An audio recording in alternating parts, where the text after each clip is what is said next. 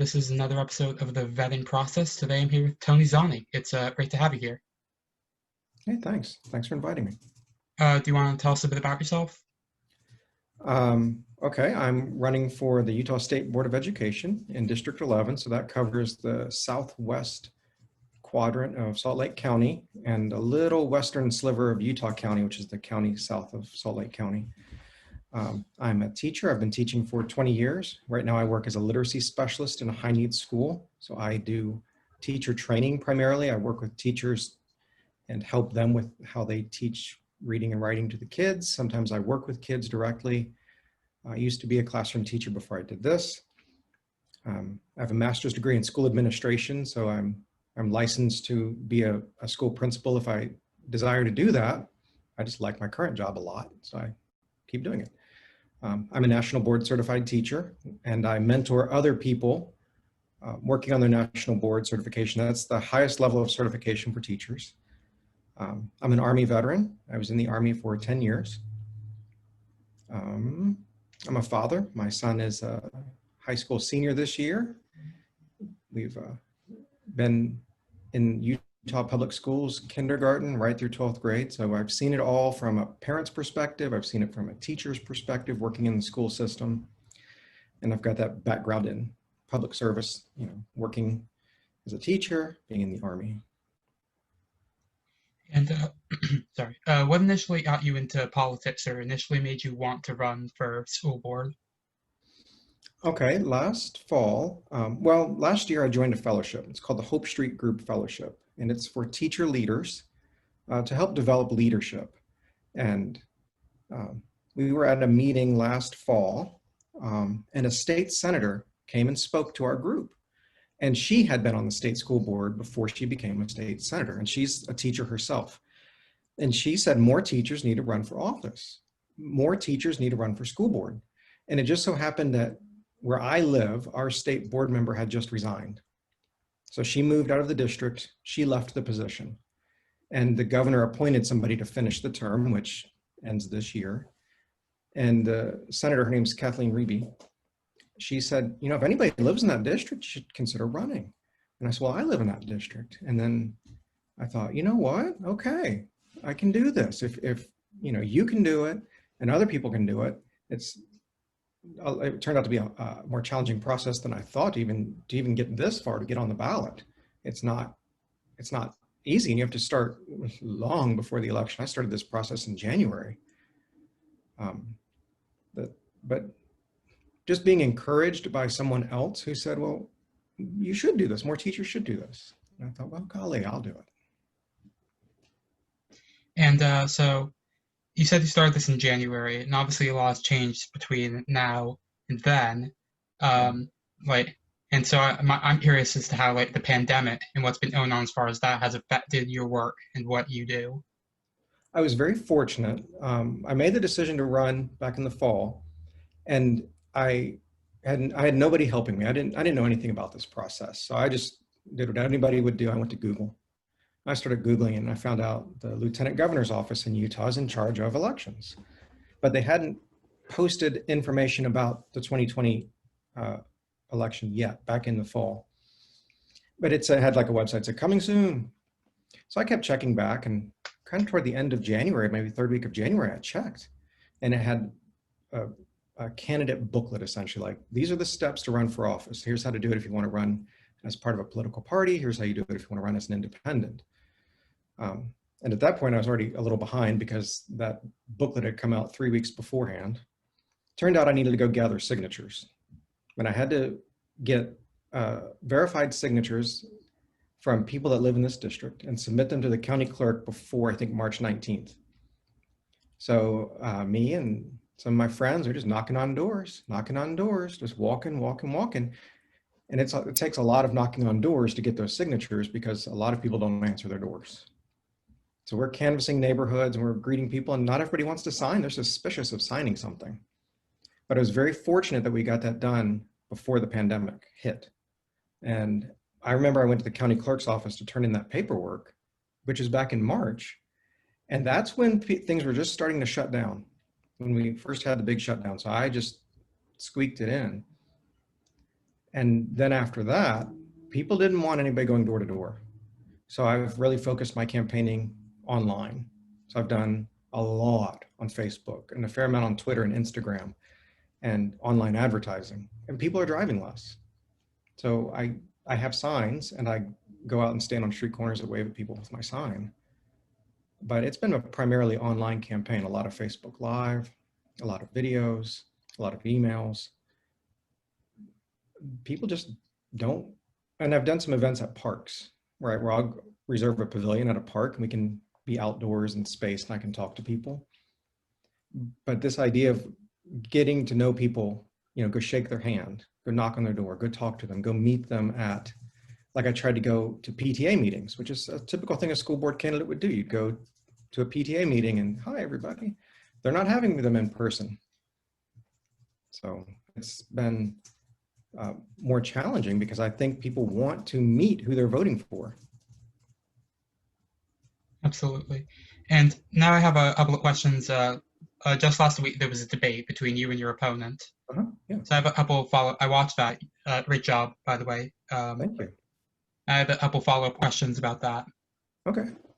So near the beginning of the debate, the moderator mentioned that you had won the coin toss and chose to go second, I believe. Why did you make that decision? Oh, I had never heard Ms. Klein speak before. I've seen her Facebook page and I looked at her Facebook videos. I wanted to get a feel for kind of her public speaking ability and to be able to respond. I also knew that whoever spoke second would get the final word at the end of the debate, and I kind of wanted that. But I wanted to hear what she had to say so that if I needed to respond to it, and I also thought, well, if I go first, I don't want to say something that my opponent can then, you know, have an opportunity to say back and say, well, I disagree with Tony on that. I wanted to be in the position to say, I disagree with you. Now that I don't really want to do a negative campaign, so I really tried to avoid coming out and having an argument, I guess. I wanted to stick to the issues, and I think Ms. Klein did too. And something you talked about during the debate was what you called eliminating the testing culture and Yeah. focusing on great teaching. What would that look like to you? Okay, so the way the testing culture is in Utah, and it's really designed by the state legislature, and then the school board has to go along with it and enable it, but the school board has a lot of power to change this. Schools are very much judged on what their test scores are. These end of the year, high stakes testing, all the way down to third grade. And these tests are very long, they're very complicated. Kids sit there for hours and hours doing them. We don't even get the results of those tests until the beginning of the following school year. So they're not helpful in teaching. And they're mainly used to evaluate schools, to see which schools are going to be in turnaround status. And if you get put in turnaround status, your only hope is to get these little increases in test scores so that you can get out of that status. Well, what the result is you have a lot of people, teachers, principals, district leaders, who have kids doing these practice tests all year long so that they can get better at taking the test. And their point of view is, well, if the kids could operate the technology better, because these are all online tests. And some of the questions and the way you have to drag and drop and move things are a little complicated. But they're not focusing on teaching. They're focusing on, if we practice the test more, then the kids will get better scores. That's not learning. That's not teaching. That's just test prep. And kids get burned out by the end of the school year. They've done so much testing, they get to the real test and they're just they're through with it. And I work in the school system. I see how this is. Even in high performing schools, the focus is on what can we do to eke out a little bit higher test score. The focus isn't how can we be better at teaching or how can we make sure our kids are learning more or learning what they're supposed to be learning. That's a testing culture. We're not focused on great teaching. I don't hear a lot of district leaders or state leaders saying, what do we do to make sure that our teachers are really good at teaching kids how to read? That conversation rarely comes up. It's what I focus on in my job, but I have to resist the people that are above me and around me who want me to do things like do more practice testing. And then we'll look at that practice test, how the kids do on that practice test. Oh, they missed these questions, we better reteach it. But we never talk about how we're going to reteach it, except we'll just do it again. If they didn't get it the first time, we're just going to do it again the same way? We've lost that conversation of what does good teaching look like? What does learning look like? What if we took the money we spent on these very complex, high stakes tests and we spent it on teacher training? Absolutely. And at least here in Massachusetts, it is very similar. The priority of testing over teaching itself. It's definitely something you notice here as well, which here I've heard a lot of teachers. That started in the 1980s with, it was a book called A Nation at Risk. And it detailed just how terrible American schools were. And this was in the 1980s. And the response to that has been, well, we need school reform. And a big chunk of school reform became testing. And the No Child Left Behind really amped up the testing. And then the Every Child Succeeds Act. It's all these things of like, well, how are we going to know if schools are getting better? We've got to do more testing. But it hasn't made a difference. When you look at test scores and you look at student achievement in the United States since the 1950s, hasn't moved, hasn't changed. So more testing, what's it getting us? Except we're giving a lot of money to these testing companies. It's about 1.7 billion that we give to companies like Pearson. And they're the ones, they just make the test and they create it online and the kids take it. That's a big business. I don't know if we're getting a good return on our investment. Absolutely. And something else that I personally thought of when I was watching the debate is how, if at all, do you separate like your faith and any religious views you have? How do you separate that from your work as an educator? Oh, well, I'm there to educate children. I'm not there to spread my religious beliefs. That's for the children and their families and for their church. In the state of Utah, we do have one dominant religion. That's the Church of Jesus Christ of Latter-day Saints. We're often called Mormons. They're LDS. That's the dominant religion here. But it's not the only religion here. So if you are a teacher or a school board member and you are trying to push your particular faith, you're alienating people of other faiths. That's not our role as a school system. My job is to make sure children can read and write. I want them to be able to think, and I want them to be able to do research and come to their own conclusions about things in life. But it's not the school's role to indoctrinate children into a political point of view, and it's not our job to indoctrinate children into a religious point of view. That's for the families to do. I don't find it difficult to separate at all. It's what I've done for 20 years. Most of the time when I'm teaching, kids don't know my political point of view. They don't know my religious point of view. And if it comes up in class, I encourage them, if they want to talk about theirs, I'm okay with that. But I'm not going to, in a position of power, because as a teacher, you have power. I have power over the children, just by default. I have power over the people I work with. It's not my role to use that to enforce a certain point of view, at least as far as religion and politics. Now, if you want to say, Tony, how do you feel about reading or writing or math or science or social studies, or history or civics, any of those things? Yeah, let's talk about it. Religion and politics, it's for the families to take care of. I'm not going to discourage it. I'm not going to, and I really don't want children to think they have to hide their personal views, because I don't think that's appropriate either. It's just not my role to be the religious police and make sure that the schools are enforcing religious values. It did, the reason I asked is because it kind of felt like, just from an outsider looking in on the debate, it did feel like your opponents' answers were at least somewhat driven by perhaps their faith or their religious views or political views. Yeah, I think if you look at her Facebook page, you would very much find that, because most of her Facebook posts are religious in nature, which is fine. I think you can have a personal point of view that's very, very religious. But when you step onto the school board or you step into a classroom, that's where you have to separate it. Um, I don't know that very many people, it just, for me, doesn't come up in the election. I'm not running for a religious position. I'm running for school board. So I'm focused on education. Speaking of education, that's obviously education now is very different than even like a couple months ago or a year ago. And a lot of that has to do with technology. Mhm. Something your opponent talked about a little bit during the debate, something you talked about during the debate. My question is, what role do you think technology should be playing in education during the pandemic and overall? Okay, so during the pandemic, clearly it's helping us a lot. So in the state of Utah, we almost every school district gave families a choice. You could come to school in person, or you could choose to learn online.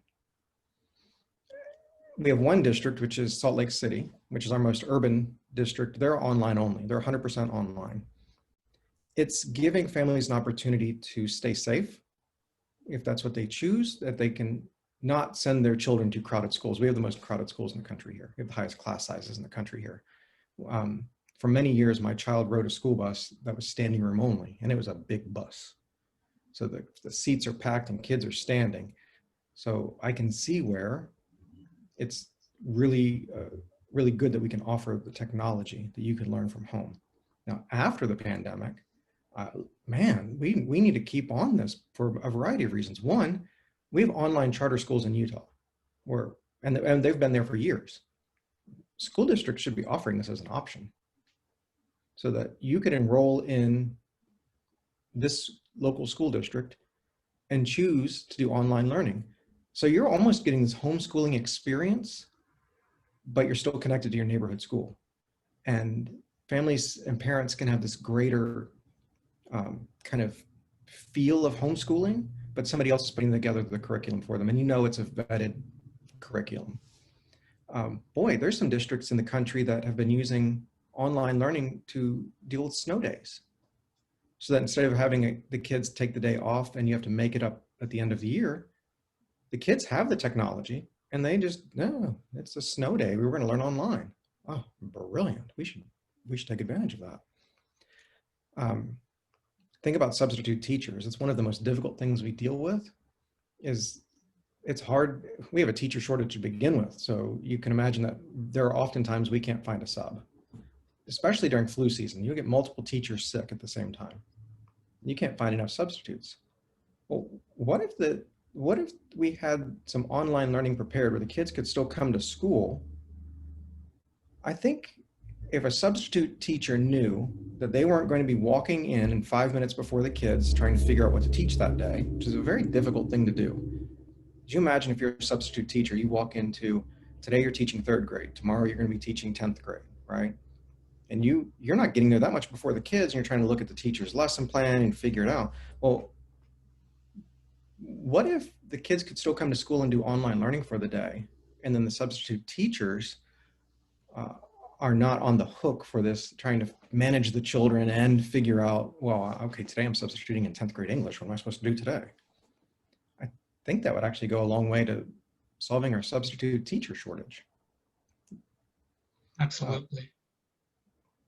Now, you could also think about what if a child, we have this happen all the time, where a kid goes on vacation or they're sick or whatever. And the parents come in and say, well, we're going to be into Disney World. We need a week's worth of makeup work. Can you give us that? Well, what if the child could take their laptop or their device with them and do online learning while they're gone? So you're providing additional flexibility to families that way. Now, personally, I don't recommend taking a week vacation in the middle of the school year to go to Disney World. I don't, but it happens. It happens all the time. Or families say, well, we're going to go visit whatever family members out of state. Can you give us all that makeup work? Can you give us the work? And that's hard for teachers, because I've had parents do that to me where they walk in on a Friday afternoon and say, we're going to be gone next week. Can you give us the work for next week? Well, I don't have next week's work all just lined up right here. It's not how it works. You know, usually Friday afternoon is when I prepare for the next week. But you can say, well, yeah, it's going to be online. You can just take it with you. There you go. Absolutely.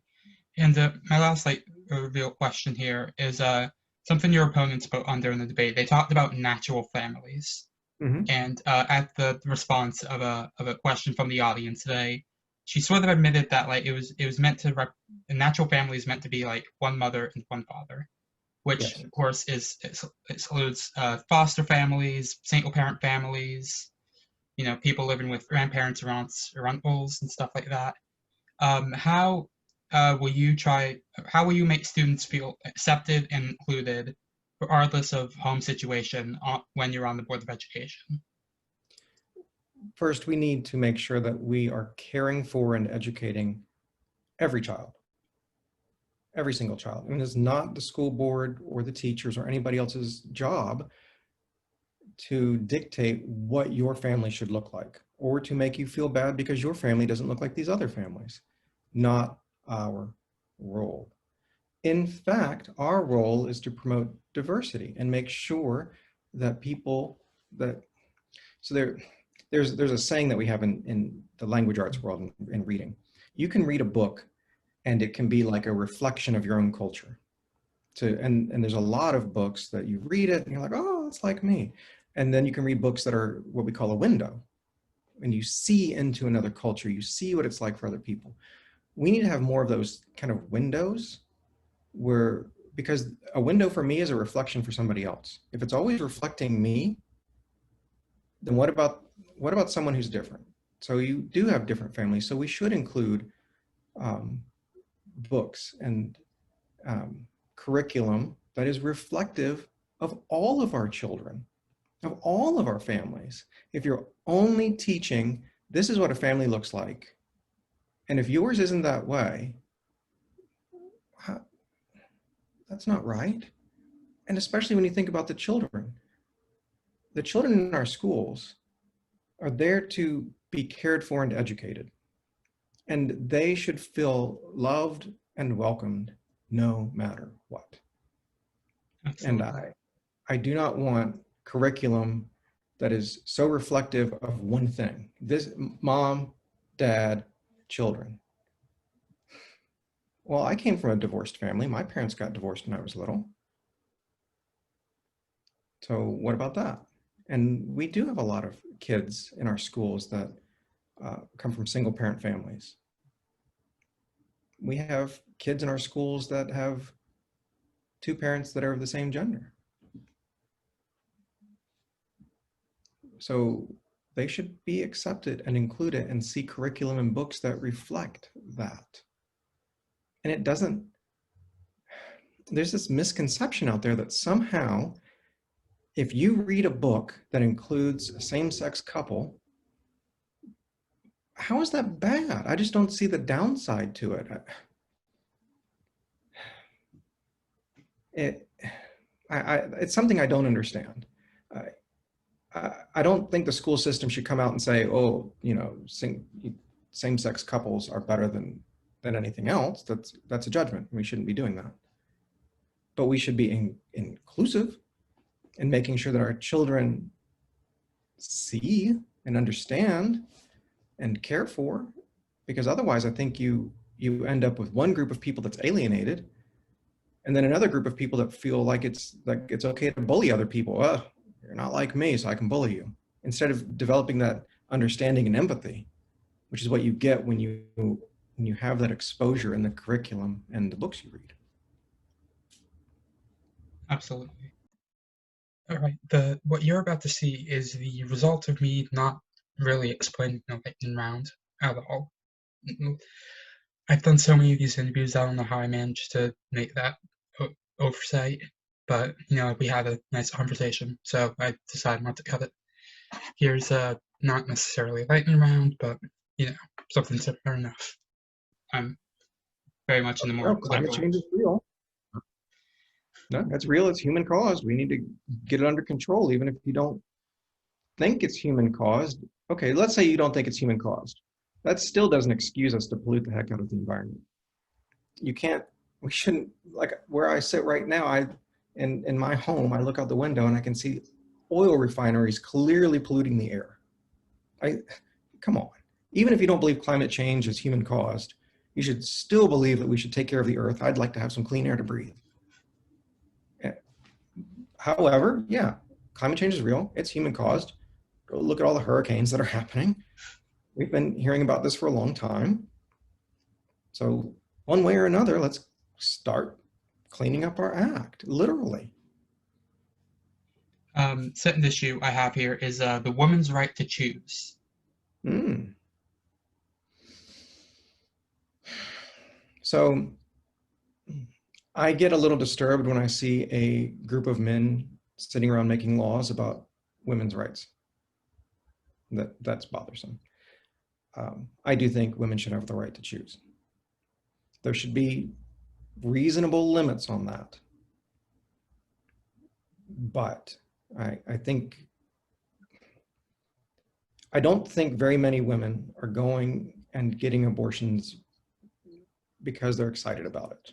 Usually it's a very, very difficult thing, and often for medical reasons. It's just not, I'm certainly not encouraging it. I wouldn't choose it, but I don't think we should take the choice away. Issue number 3 I have here is immigration. Anything more specific about that?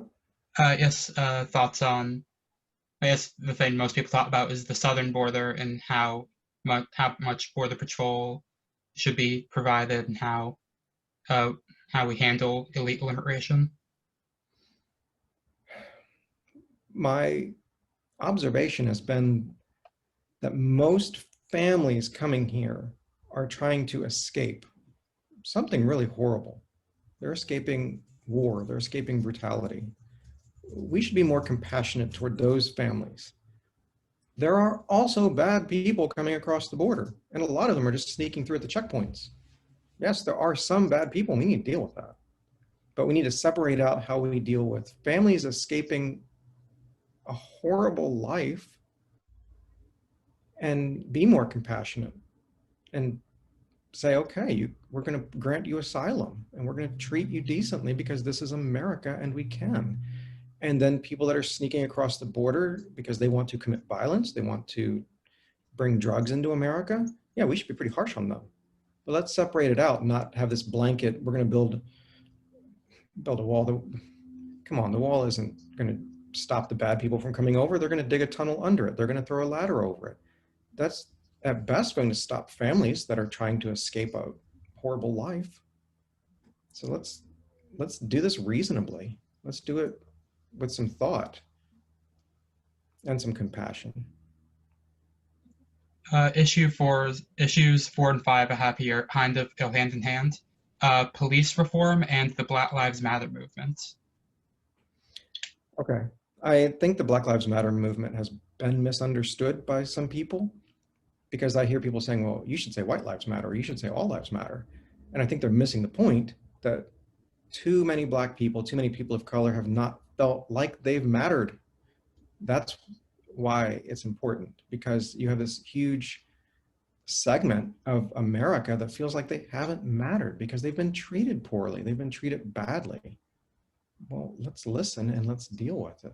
Police reform, I think that,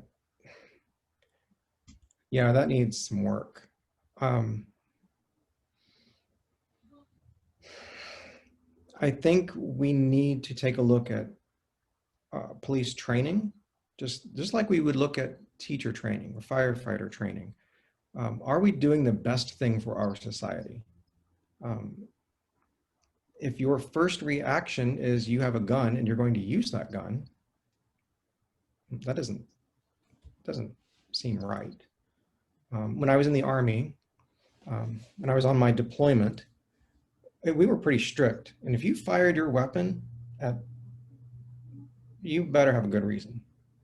You could not, even if somebody else had a gun, even if you could define that they were a terrorist coming after you, you could not fire at them until they fired at you, or your life was in immediate, imminent danger because they're attacking you with something. So when I see somebody get shot in the back by the police, or we had a boy here, a 13-year-old with autism that was shot by the police. He was running away from the police and the police shot him. Well, wait, why?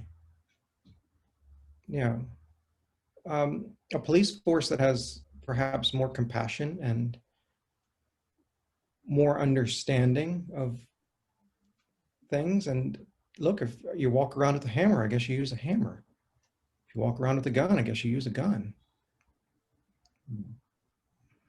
It's it's depressing to me how many Black people and people of color have died at the hands of the police. There's clearly something that needs to be addressed. The next topic I have here is something we talked about a little bit before, LGBT plus rights. Mm-hmm. Yeah, 100%. They should have the exact same rights as everybody else. I, they're not different. They're not. I don't even understand why it's a conversation. Why do we as people not all have the same rights? That's if it does not take away from my rights or your rights. If two people want to love each other and want to get married and have a family together, I think we have to start thinking about, do you love a person because of who they are, or do you love them for their body parts and the color of their skin? At what point do you start to separate out and say, I love someone and care for them and should have the same rights because of who they are, not what they look like? And I think if we can start thinking about it that way, you start to realize, yeah, okay, two guys can get married and have a family because they love each other for who they are, not what they look like or what their body parts are. Transgender bathrooms are a topic that's come up a lot in the campaign. I don't see a thing in the world wrong with having more single stall, single use, single person bathrooms in our schools. And just privacy's sake, yes, we should do that. That we have this conversation bothers me, that everybody, we should have the same rights, 100%. Mine should be no different than yours. Yeah, some of these topics, like they shouldn't even like have to be brought up. Like it should just be a given. But fortunately, we're in the time where we apparently need to have these conversations. Well, especially in our school system. Yeah, we absolutely need to do a good job of embracing, loving, and educating groups of people that have been marginalized. People of color, immigrants, LGBTQ. There's implications to alienating people. And it's not for the school system to make judgments. It's for the school system to include and love and educate everybody that walks through our doors. Everybody. The next topic I have here is equal access to health care and universal health care, stuff like that. Well, that's not really something the state school board is going to Right. ever deal with. We live in the wealthiest country on earth. Why in the heck do we not have high quality universal health care for everybody? Why are health insurance companies, these private companies, making billions of dollars in profit while there are people walking around without health insurance? That does not make sense to me. I've seen the numbers. If we could switch to universal health care, we would save money because so much money goes to the private health insurance companies. They are getting rich while the rest of us are getting sick. That's not right. If we live in such a wealthy country, why can't we make that happen? If we live in the wealthiest country on earth, why in the heck can we not have good health care and high quality education for every single person? We should, absolutely. Other countries have figured it out. Why can't we? Because because private companies should get the money. Private companies have the money to pay for politicians to get elected. That's really what it comes down to. I see that. There's no big lobby for universal health care. There's a big lobby for and paid for by health insurance companies. Where's the big lobby for good quality public education? Because there's no profit in it. You're not going to make money off of this. Absolutely. And the final topic I have here, arguably one of the hardest ones I've asked so far. Which flavor of ice cream is the best? Oreo cookies and cream. That is a good answer. That's absolutely, yeah. Now, if you want to do it right, you make it into a milkshake. Good choice. Good choice. Well, that's everything I've got for you today. Thank you for coming on and answering a few questions. All right, I'm glad to do it. Thank you very much. I enjoyed it.